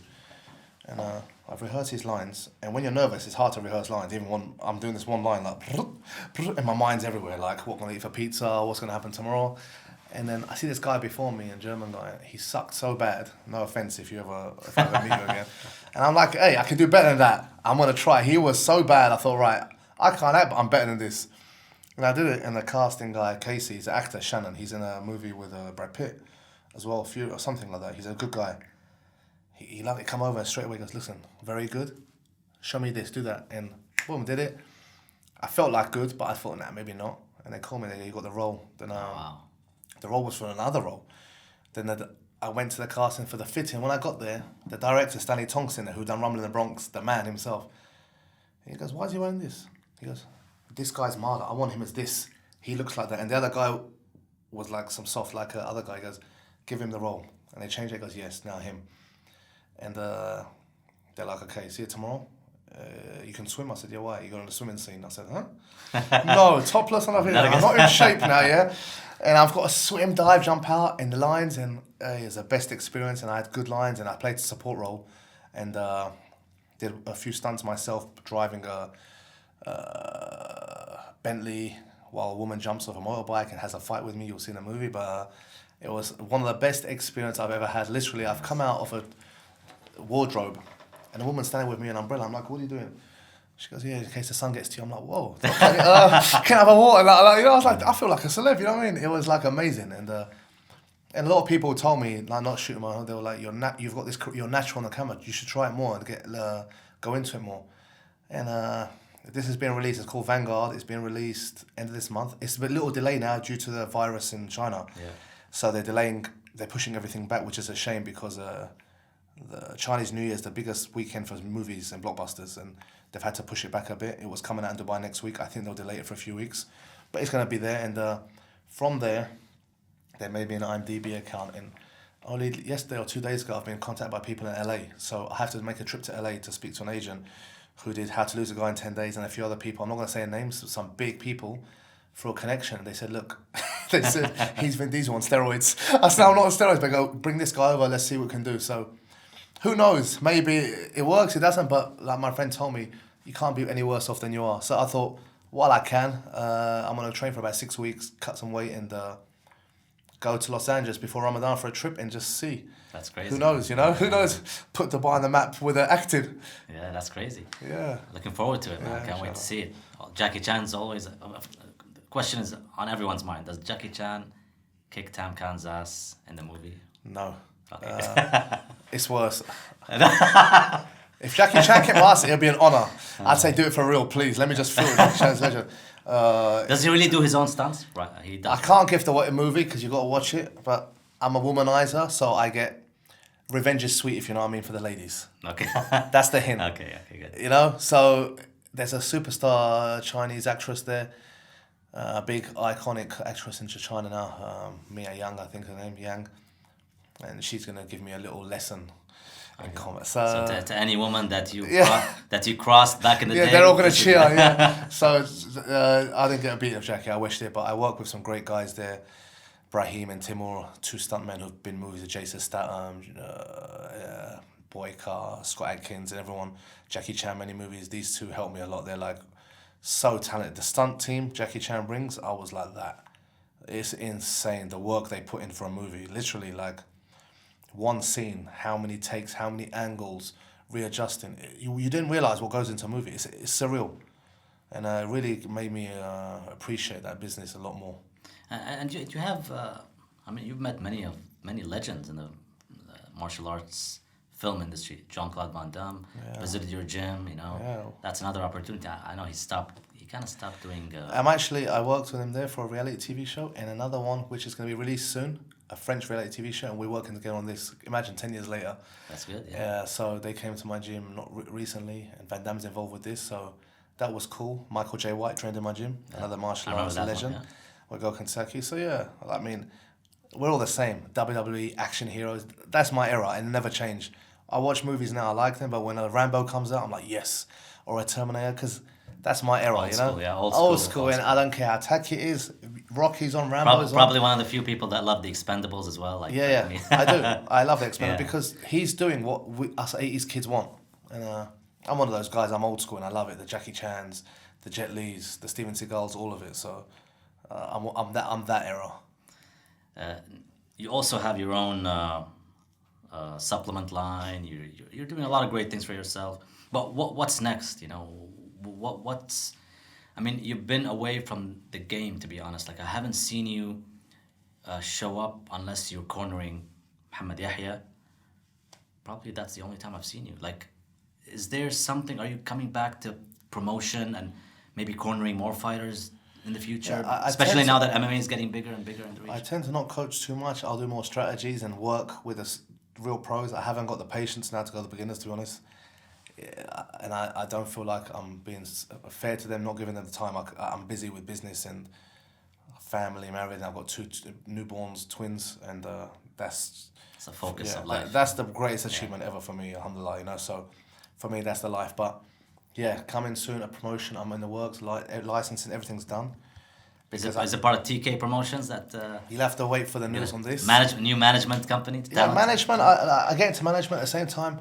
Management's very hard for athletes because they rely on you, they call you, they want endorsements, this, that. It's a very tough business. And if you've got someone who's not so charismatic and good on social media, as you know, it's money. The business is money. So sometimes it's not about talent, it's about selling PR, like the Conor, like that's why Conor is who he is, and I respect who he is because the hard work what goes into that isn't, he is a superstar. He, for me, is the biggest combat superstar in the world right now, in all of sport, combat sport. But promotions, yes, I'm gonna look more into the acting. I've delved into the podcast like you. I enjoy the podcast. I like talking, I like discussing, I want to talk about other issues, about things. I'm very vocal online about religion and politics. I'm one of those kind of people, and I'm one of those guys that's got a passion for things. I'll do it, and I've got other businesses outside of I'm involved in boring things outside of sport, but my passion's with the sport, and it always will be, and that's who makes me on. And that's the reason I've met all these people is because of MMA and sport. That's the reason I met the Van Dammes and got into movies. It wasn't for that Daniel Bazot in Southend-on-Sea when I first did my classes, I wouldn't be here.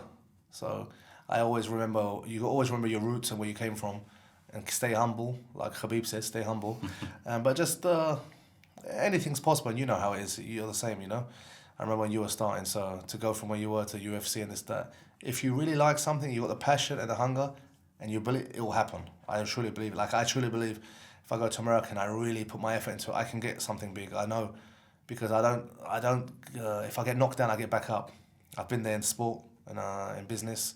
As you know, I've had some ups and very bad downs. So I think that's character and this is life. Like, as long as you're healthy and you've got family, nothing else matters. So just do what you got to do. Before we wrap up, I'm just gonna, get your thoughts on some random stuff. Since we talked about MMA a lot, what were your thoughts about the UFC's deal with Abu Dhabi to stage fights for the next 5 years or the next 4 years now, since they already staged one? How do you see that helping the region? They were here in 2010. They came back in 2014. Both shows, controversial in their own way. People thought that they didn't build on that. They came in just, to get the money and leave. How do you see this playing out going forward? I see it only positive. I think for the sport in general, I think purely because you need Khabib there. I believe in every event here they'll need a Khabib. Do you think that's realistic though? It's not realistic, but he has to be involved somehow. He is a megastar, and I think the majority came just to see him. It's the Muslim world, like Dubai's a hub, and it's like someone they can represent to. Like the Irish have McGregor, like I said, you have the Mexicans have, say, Kane or Roger Huerta, Yeah. English had Bisping, the Paul Daly. So he's someone where everyone can support. He does it this is his base basically outside Dagestan. He loves the place, and he actually said that this was, he felt like he was in Russia because of the ease of the visa 3-hour entry. flight, Exactly, yeah. All the Kafkas region. So if I can't have it in Russia, I'll have it here. Yeah, and I believe it's going to be good. I think they've got some huge plans, what I'm hearing, behind the scenes. Potentially some big things, and it'll only make the sport better. And Dana White, he's the best at what he does. He knows he wouldn't make any moves just for money. He doesn't need money. The show's huge enough. They can do anything they want. They could go Moscow. They could go. They go China. He knows that there's things he can build, and it's not only strategic for him for money, but he can build some stars. And this is the only way. When the UFC is the ultimate goal, so when kids see that and they're watching, it only makes it better for the athletes to come up. The Emiratis have an opportunity they can push. They'll need some local talent one day for a prelim card. So I think it's great. I think I want them to make a fixed arena. One thing I didn't like was the arena itself. And my friends did the contract for it, actually, so they're good friends. But they had I spoke to them. They had a short timeline, but I didn't know why they didn't do the Do Arena or the Mubadala. Like, there's some nice places. Mubadala's too small. There's some nice places. But for the next one, Yas Arena, I think will be ready. Yeah, which is 18,000. Because that was the only downfall. But it was electric. Everyone came for Khabib. It was electric, and even though it was like hot and humid and. Yeah, I think it was just the rate. It was rushed, but. Yeah. He's a megastar. After the Conor fight, he really is, and I think, like Dana White said, this guy's got money and he's got a following here. I think the views were high too. But if the UFC comes in, let's say next time, and puts in Adesanya versus Paulo Costa, is it still a success? Yeah, you have to have a superstar on every show. I believe in the Middle East, because here we're spoiled with everything, and that's the thing with Dubai and UAE and Abu Dhabi is we get the F1. We have concerts, you have Rihanna, you have the Drakes come. We don't go, we either go all the way or no. Yeah. So the public's used to that now. So you cannot come half-hearted here and go, no offense to any fighters, but have a fight night show which is kind of small. It won't work here. That will never happen. It will never work here. Yeah. You have to have a pay-per-view. But they already said that it's going to be a pay-per-view or a numbered event with a title fight, at least one title fight each time. Yeah, then it's going to be good. You know why? Because I noticed with the crowd, I was sitting there and I was listening, and every time a submission attempt came, people cheered. Yeah. So the knowledge is good now, not like the old days. It's not like in the UK style, knock him out and you're on the ground. It's like, the jiu-jitsu in schools has helped a lot, so people understand. Yeah. And another thing I noticed is this was probably one of the few events, anything, aside from concerts, obviously, in any sporting event that I thought that tickets were not available. Like, for real. Like, I couldn't get comp tickets. I couldn't have tickets for my friends. You're right. Exactly. I know. I don't know how you felt about it, but that's how that definitely was that case. To the point where even fake tickets were sold and people lost money, a lot of money. They never got them. Really, it was bad. Bootlegging. So that's when I knew it was big, and the ovation, when I knew it would be. People can get tickets, hotels are all sold out. It's like an F1 weekend. It was huge. It was a first after a long time with a new company, with the UFC's new ownership. So I think the pre-fight week could have been a little touched up better. I was there live for radio. It was good, but there's a lot of, they could have updated a few things. Again, if they need to make a superstar shot match, not only just title, but for example, I love ladies in MMA. I think some of the fights are actually more entertaining than men, but it won't work here to have a main event for ladies straight away. You could have a prelim.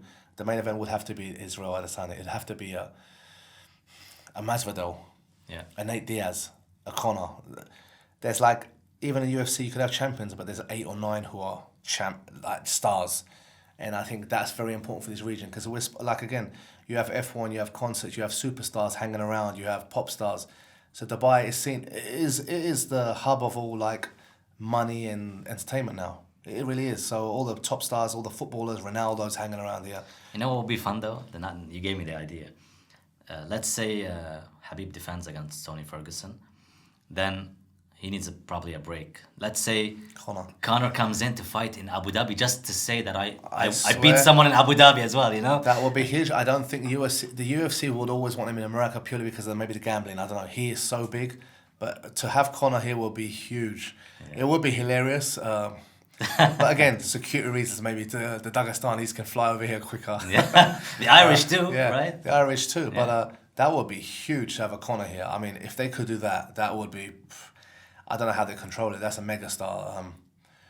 You never know. Let me ask you this. Let me ask you this. If, because there were a lot of Muslims that were offended by some of the pre-fight shenanigans between Khabib and Conor, mostly Conor. Were you offended by what Conor did, or were you like?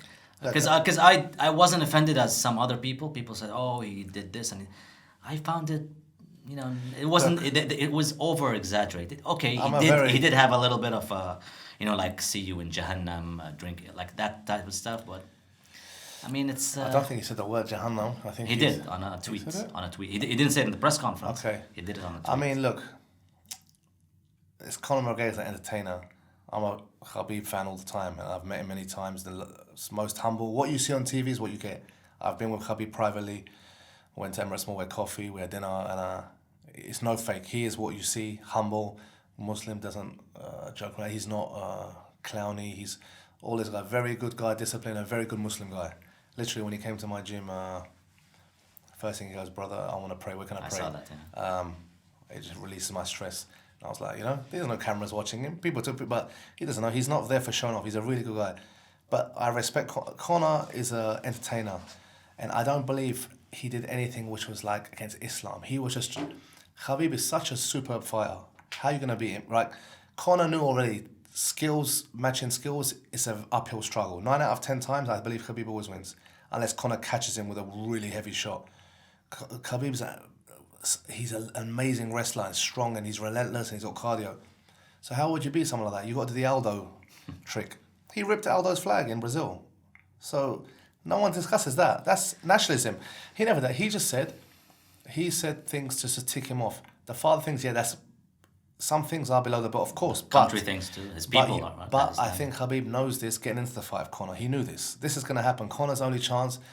I don't believe he said anything Islamophobic or anti. I really don't believe. I don't think he ever, in a one way, did that. He just wanted to abuse Khabib. And I mean, it's a fight game. So in the fight game, you don't believe in limits? As Tam Khan, like if somebody came and talked about your family, within a fight environment, like a press conference, would that be okay? I mean, I won't like it, but I know you've got a chance to smash him up in the cage. It's not like a football player saying it or a tennis player. It's the fight game. Even the brawl after, I have no problem with it. What Khabib did is no problem for me. Because you can talk. Conor had no problem. Dana White. They're the fighters. So afterwards, that can happen too. It's not like they hit the public. There was a team dispute. Khabib ended it. And he goes, okay, I told you I'll do my talking on October. So he started it, he finished it. And now it's the fight game. I mean, Conor said things about loads of people. But I don't believe, I said, look, we're in that attitude kind of era in MMA too. It sells. Colby Covington, the whole make Trump and make America great. It's all for show, man. And honestly, I enjoy it because, listen, who's the most top 5 pay-per-views and top 10? Probably is Conor. Easy. Yeah. And this fight the other day broke a gate, another world record gate, and the pay-per-views are saying already over 2 million. No one comes close to 1 million even UFC without him, do they? John Jones or Cormier doesn't. 1 million pay-per-views, people struggle. So he's doing the right job. People want to see him either get beat or win. Mayweather was the same. You love him or hate him, and he's good for the sport. I think there's a limit. Yeah, you shouldn't. I'd never liked him but I don't think he'll ever say something disrespected to Islam and things like that. He's smart. Everything he said was a tinge off. He'd say one thing, then he'd say, "Oh, the Chechens said that." He was playing games because he knew how to tick him off. Yeah, because he had a Chechen, Artem Labov was with him, so he wouldn't say something. He's not Chechen, he's a Russian, but he has Chechen friends who he was getting all his pickup words from. But I don't believe, like, people are too emotional out there and saying, "Oh, fuck Conor," and it's just for Islam. It's not. It's MMA. It's a sport. You really think God cares who's going to win in a cage? Exactly. You know? People hitting each other in the face. Do you think really it's something he's going to say? No. There's more poverty. There's praying, being a good humanitarian. This is a sport, entertainment, and Khabib won. Shut him up, and you got a superstar out of that. So really, if that wasn't said, I don't think the fight would have been near enough as big. Yeah. For me, I asked you this question because I'm frustrated and angry somewhat at some of these people that became fans of the sport recently because of the Habib. Like you see some comments online that you're like, whoa. Don't ask. I can't. I don't look. People complain about the Ultimate Fighter crowd who started watching the sport and the rednecks. Yeah. Wait till you see these Habib noobs.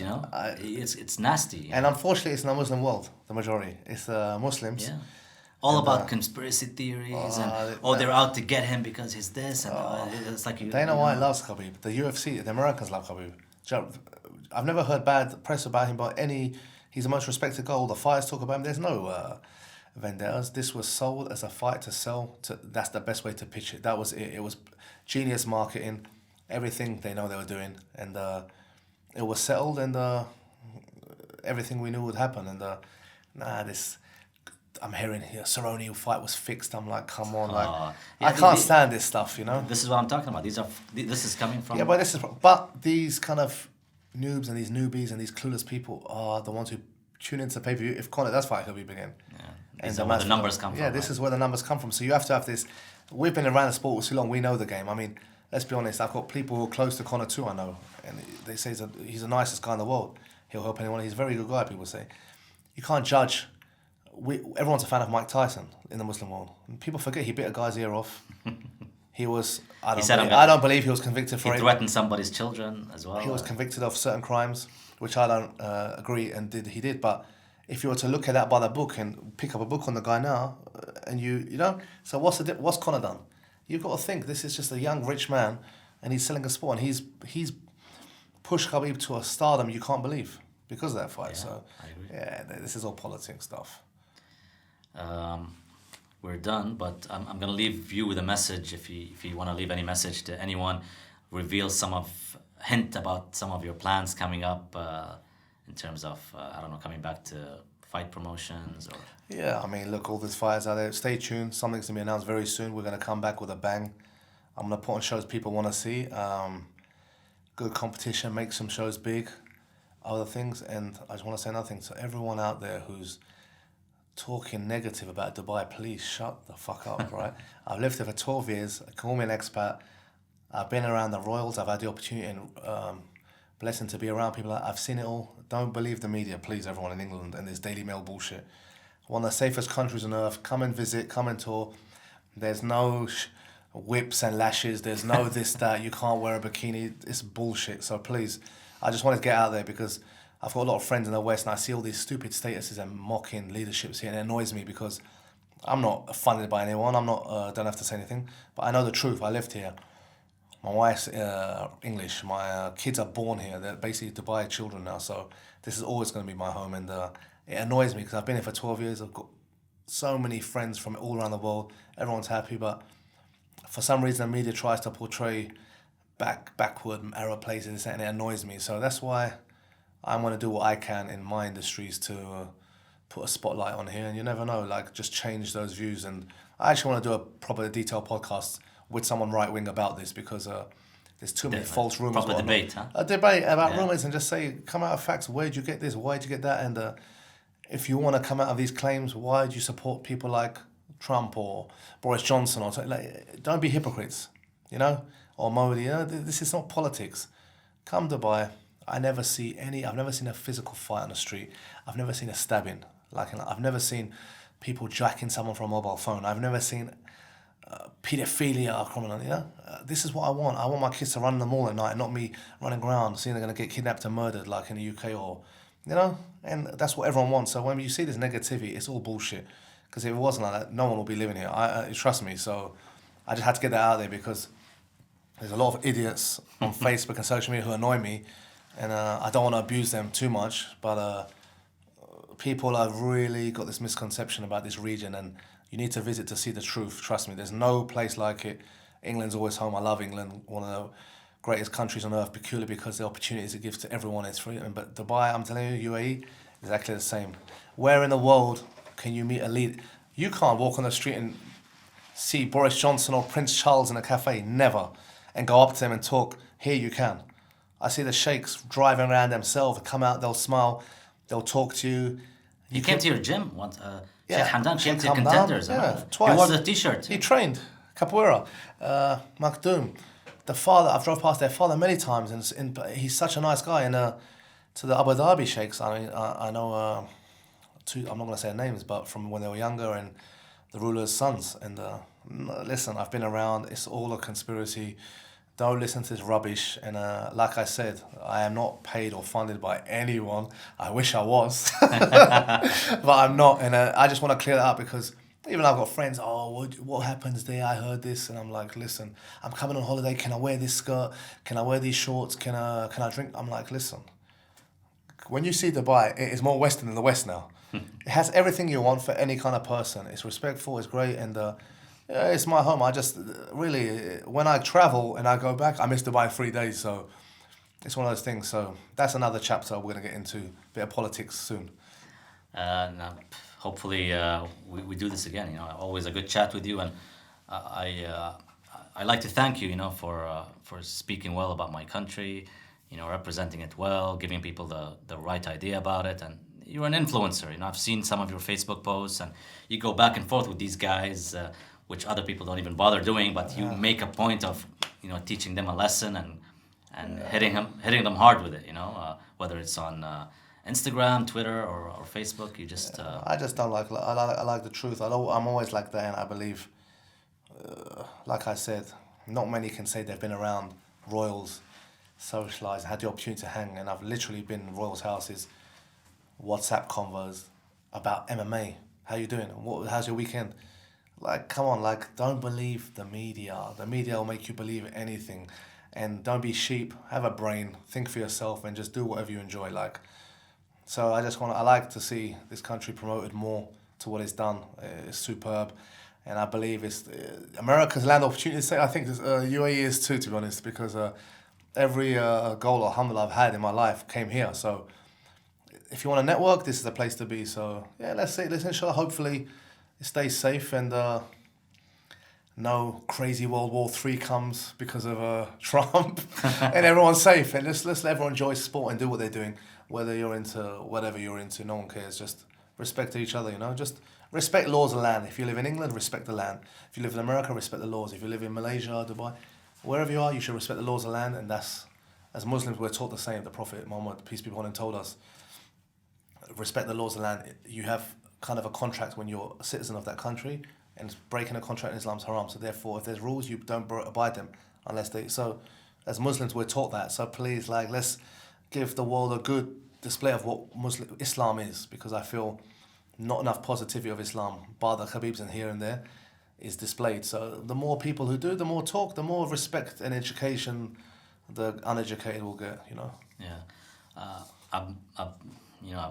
We met in 2008, more than 10 years now, knowing each other. Here's to another 10 or more, inshallah. I just hope I survive that long health-wise. Just pray for me. Don't worry about success. I just want to live another 10. Man, we're looking forward to doing this again. I also look forward to watching your movie, Vanguard, coming up. And I wish you all the success. Looking forward to seeing what you have in store as well for the next decade. Pleasure. Thank you again. Thank you, brother.